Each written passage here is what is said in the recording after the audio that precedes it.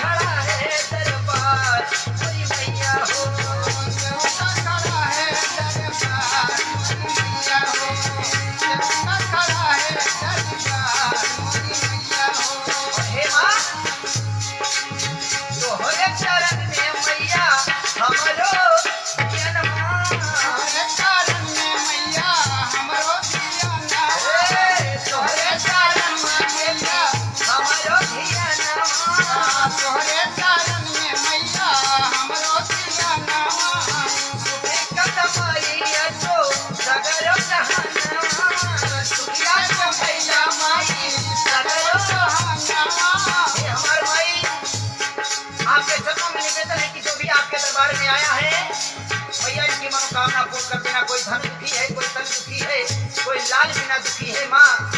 दुखिया बना देना जो भी बाजी तेरे दरबार में आई है मैया, गोद भर जाए कहना है। तोहरे चरण में देवी हमरो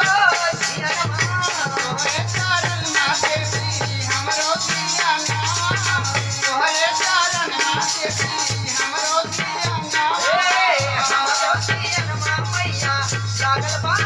जियन माँ, हमरो जियन माँ मैया लागल बा जियन माँ, तोहरे चरण होए सदर जहाने माँ, दुखिया तू कैदो माई सगरो जहाना, दुखिया तू कैदो माई सगरो जहाना। बाप खड़ा है तेरे द्वार मोरी मैया हो।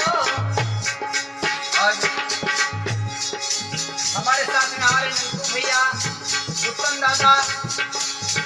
और आप हमें जानते ही आपके दरबार में आज हाजिरी लगा रहा हूँ। कहना है मेरी माँ,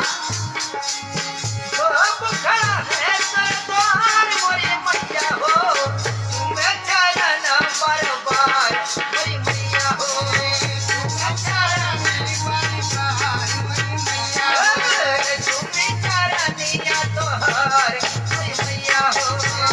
तुम चरनिया तोहार मोरी मैया ओ हो, तोहार मोरी मैया हो, तोहार मोरी मैया हो,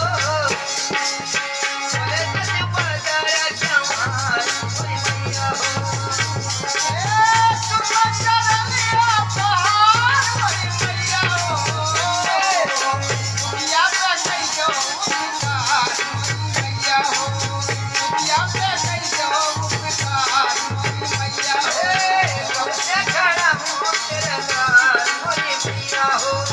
सबसे खड़ा उपकार मोरी मैया हो।